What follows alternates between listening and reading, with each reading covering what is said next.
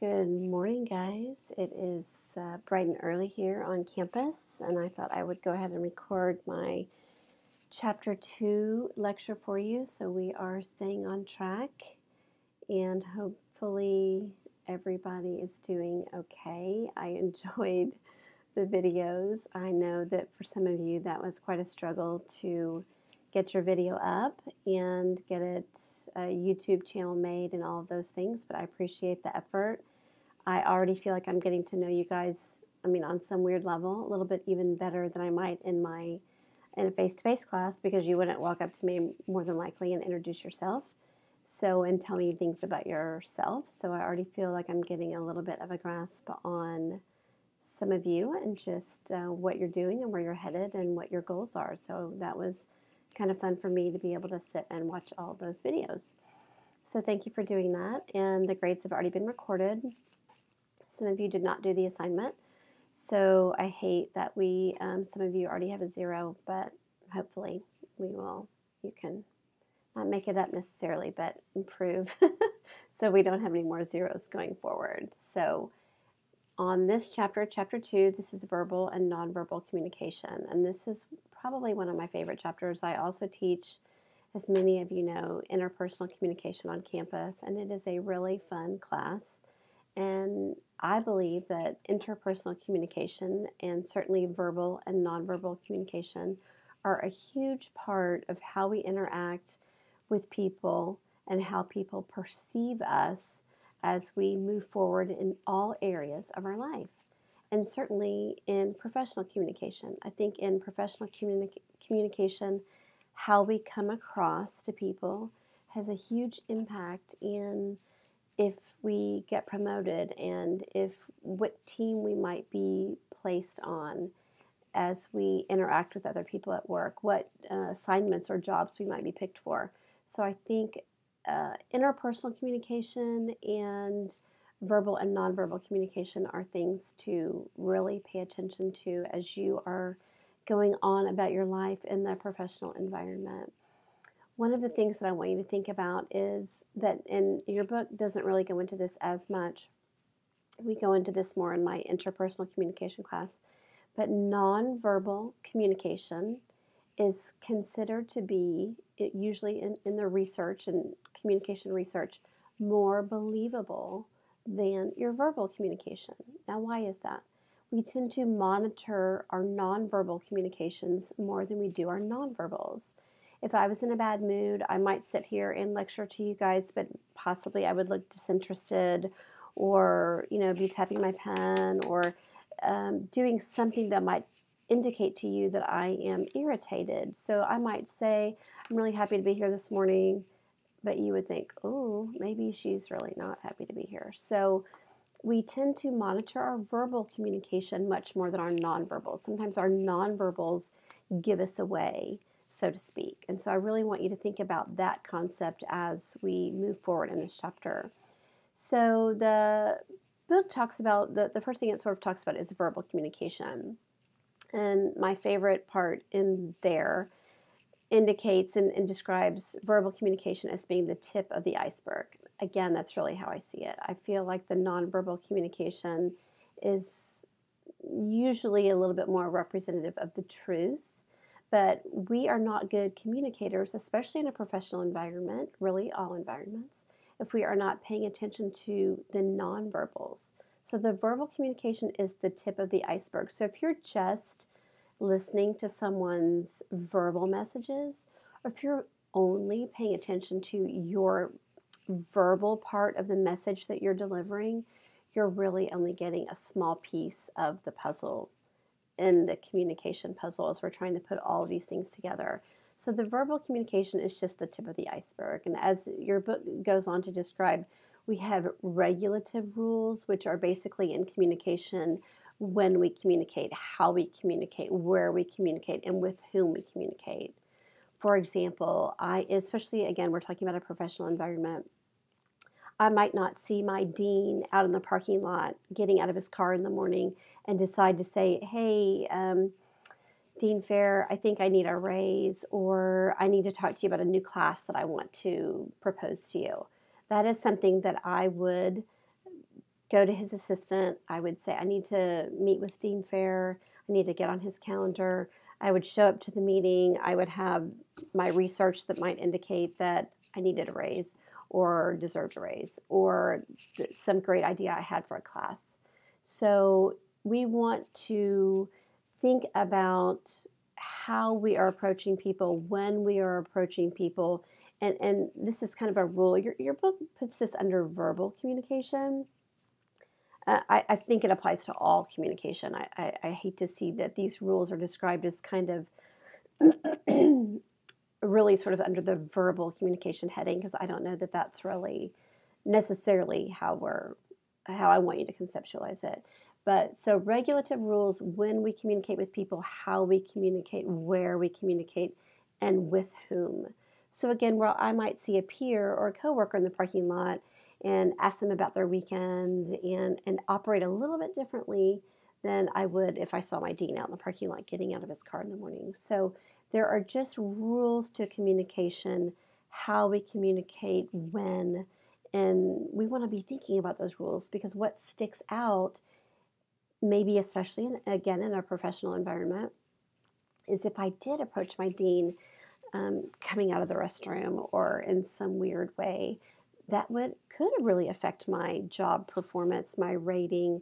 If I am interrupting people that might be in a meeting, and if I go into an advisor, one of our academic advisors here in our department, and they're meeting with a student, and I go in and I start talking about a problem that I'm having in my class or something like that, that's just not appropriate. So there are rules that govern our interactions with people. The other rule that your book talks about is constitutive rules, and that is a little bit of a weird word possibly, but your book describes it as what something might look like. What does professional communication look like? What does it look like to you when I'm interested? And again, I don't like that this falls under the heading of verbal communication, because to me, that can really fall under nonverbal communication as well. To me, these rules govern all types of interaction and all types of communication. So what does it look like if I am rude, if I am inappropriate or appropriate? What does it look like if I appear to be honest or invested in a conversation? So there are rules that govern our communications. If I was lecturing to you right now and I was on my phone and I was just saying, yeah, your book talks about some of these things and you need to read your chapter, that doesn't look like I'm invested, like I care, like I'm being professional, like I'm interested in my job or you or my class. So I want you to be thinking about these types of rules as we go forward with verbal and nonverbal communication. Okay, so your book goes on next to talk about nonverbal communication. And one of the big points that your book mentions and that I like to focus on is the congruency, and your book does not use that word. The matchiness, that is not a word. The congruency of your verbals and your nonverbals. How do they line up? Do they match? Am I saying I had a great weekend, but I'm looking like I didn't have a great weekend?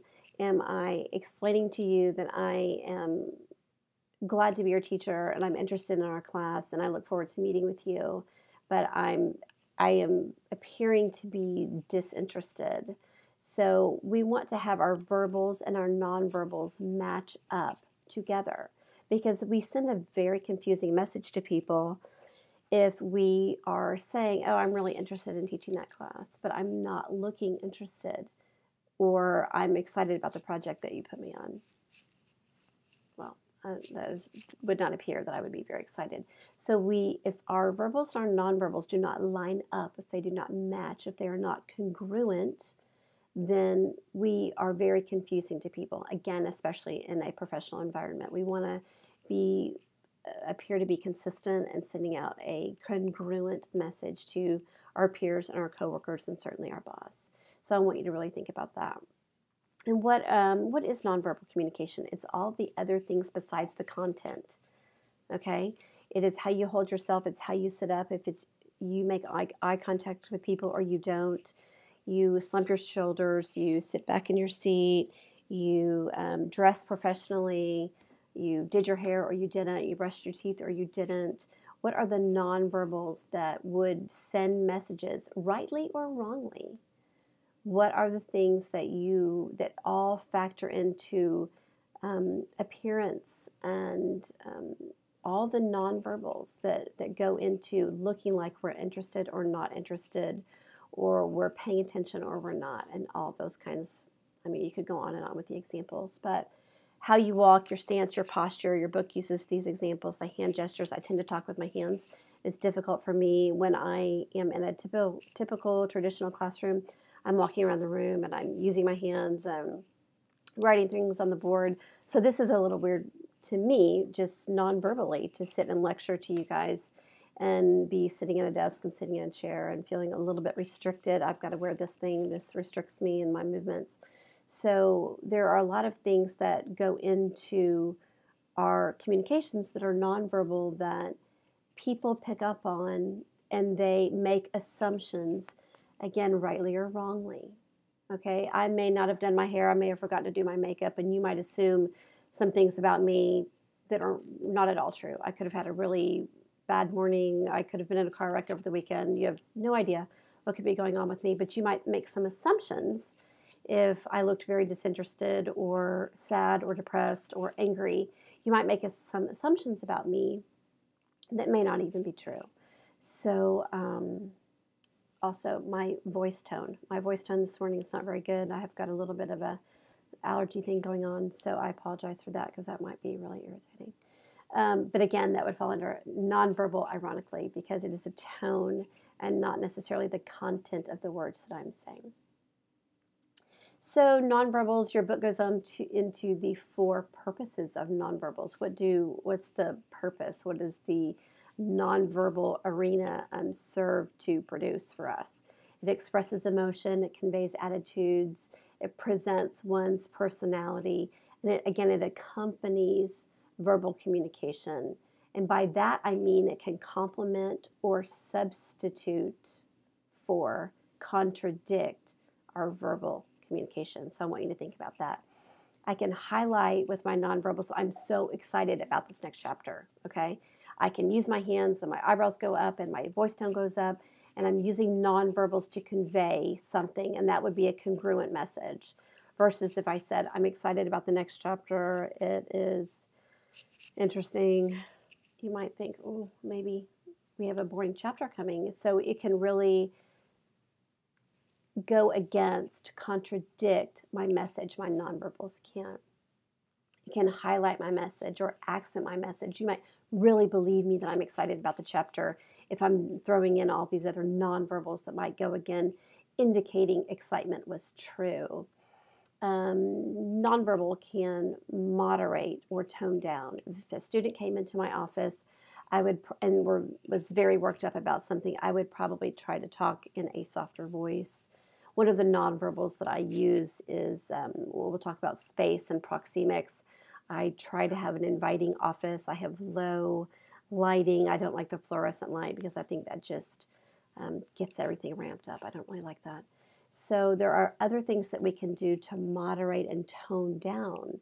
So if I have a student that comes in here and is really excited, I might say, okay, hold on a second, hold on. I'm going to use my voice, my body even to say, okay, hold on just a second. Let's just talk for a minute. I understand that you had an issue, so I'm going to try to use all of my nonverbals to moderate or tone down what might be going on. And again, you can think about that in a work environment. If somebody's in a meeting or somebody's getting upset about something, you can use, and you want to use, your nonverbals to try to regulate some of that. Regulating conversation, when our nonverbals are sort of what says to people, it's your turn to talk. Now, again, I'm in a lecture situation, but when I'm in a traditional classroom, I have students that sit on the end of their seat and they're looking up and they're looking like, oh, I want to say something. So I'm going to try to read that nonverbal cue. They didn't maybe raise their hand or they didn't say, teacher, I want to say something, but I read their nonverbals that indicated they want to say something. It's the same thing in other environments. If you're in a meeting with people and someone sits up and looks like they want to say something, you want to read that nonverbal and sit back and allow that person to speak. So our conversations, we don't really say, okay, I'm going to speak now, blah, blah, blah, blah, blah, blah, your turn. We don't really do that. We use our nonverbals to have kind of a reciprocal flow of information and of dialogue. So I want you to think about your nonverbals are really kind of what do that. Again, categories or codes of nonverbal communication, vocal expression, space. I sort of mentioned proxemics, environment, physical appearance and artifacts, body movements, kinesics, how you carry yourself. I sort of mentioned that earlier, facial behavior, and touch. Okay, so vocal expression, again, I really talked about that: tone, volume, pitch, rate, silence. People don't necessarily understand that silence is something that people use to communicate a message.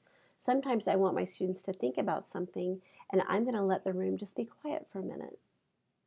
Sometimes I use silence to force someone to say something. So if I ask my students, so somebody give me an example of this concept, I'm going to use silence to force someone to speak. So we use silence as a nonverbal to indicate a message. We use silence to regulate conversation. So I want you to think about silence. Vocal expression, I talked about tone, volume, pitch, rate. If I have a student that is talking really fast because they're really excited, they just walked across campus and they couldn't find a parking spot, again, that's indicating they're excited, they're frustrated, they're mad, something like that, okay? Proxemics, I mean, this is sort of a weird example, but I am only 5'1", which I may have mentioned. I may not have mentioned, some of you that have had me before. That is a spatial issue. I have sometimes students will, I have a lot of student athletes. I'll have somebody come up and talk to me, and they, especially if they're irritated with me or they're upset about me, they will sometimes get in my personal space and use their physical height or body space to sort of maybe intimidate me, not even necessarily in this environment, but in other environments. And sometimes I wear high heels if I need to power up a little bit. That's all about how we use our physical space and how we get close to people. You all have known people that use their physical space and invade your personal space. Think about a boss that might come up and stand too closely to you, or a coworker that might come and sit down, and while there might be plenty of space, might or roll their chair over a little bit too close to you. Sometimes that's just awkward, and that's not something that, again, that can be very cultural. In our culture, we tend to have a little bit more personal space that we demand or appreciate, but it's something that people use and can communicate a message. Again, we may be interpreting it wrong, they may be using it wrong, I don't know, but there are different ways that we're using personal space, especially, again, in a work environment. If you were to set up your office, when we talk about space, sometimes a desk can be a barrier. Formerly, my desk was turned a different way, and students had to sit across from me with my desk and my computer sort of in between. And that was awkward, so I altered my personal space in here. So when students come in, they have a chair to sit in. I can turn and show you my lovely, comfortable chair. But I want students to come in. I want them to feel comfortable when they're here. I don't want them to feel like there's a spotlight on them. I want them to come in, sit down, relax, and let's talk about whatever it is that we need to talk about. So again, I don't use the overhead light because I think that is uncomfortable. Body movements, how you carry yourself, how you, if you touch people. I tend to be a little bit touchy, not in an inappropriate way, hopefully. But I tend to, if someone walks up to me and is talking to me, again, after class or something, I probably don't touch them, but I put my hand almost up to them because I'm trying to indicate I'm with you, I'm listening, I care what you have to say, and sometimes we use touch in that way. I might, pat somebody on the shoulder as they walk out if they come up and talk to me. So I think, especially in the work environment, we can't not discuss that sometimes people use touch in an intimidating way. I used the example recently of I had a man in a professional environment at a company where I was doing some consulting. I had met several people. I was there, all very friendly, very nice. And another man came in the room and he shook my hand, and I thought he was going to break my hand. And I thought that was so interesting that this man was clearly seemed to be trying to kind of power up, with the handshake. again, I'm 5'1", and it was just a little awkward. So how we use touch can signify things, and it means something in all environments. But I think in a work environment, we really have to pay attention to how we use touch, and that is a nonverbal communicative situation there. And then your book goes on to talk about verbal and nonverbal communication, how they contribute to the meaning, the message, and the relationship. And again, in my interpersonal communication class, we talk a lot about that. But there is the content layer of communication that is just the facts. There is a meeting Tuesday at 3. Here's what you need to bring to the meeting. But where we get into the verbals and the nonverbals and the voice tone and space and touch and eye movements and facial expressions and tone, all of those things add to the relational, what your book calls the relational, other books sometimes call it the relationship level of meaning. And so we indicate to people about, with our communication, verbal and nonverbal, about our relationship with them. And that's what your book calls the relational level of communication.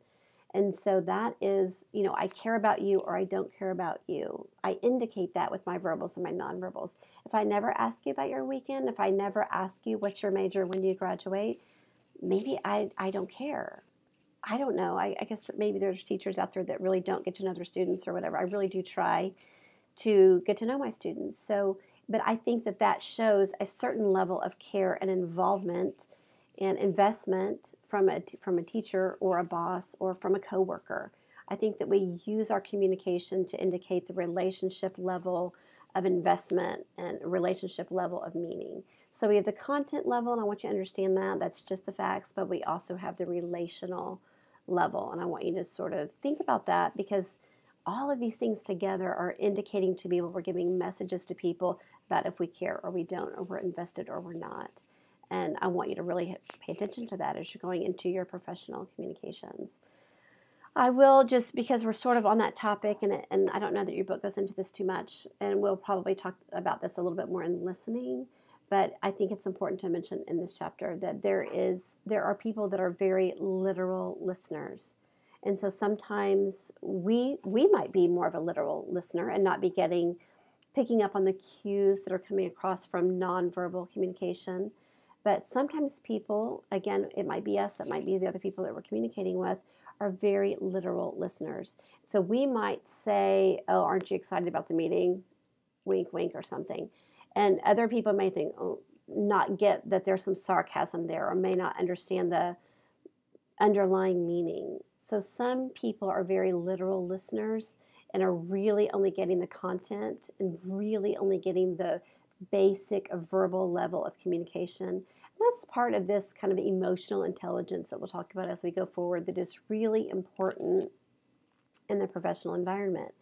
It is what makes or breaks people as far as promotions and who's going to get fired. If you aren't able to take in all the pieces of the puzzle, if you're just stuck in the content piece, you're just worrying about your delivery of the content piece and not really thinking about the verbals and the nonverbals and delivering the entire message.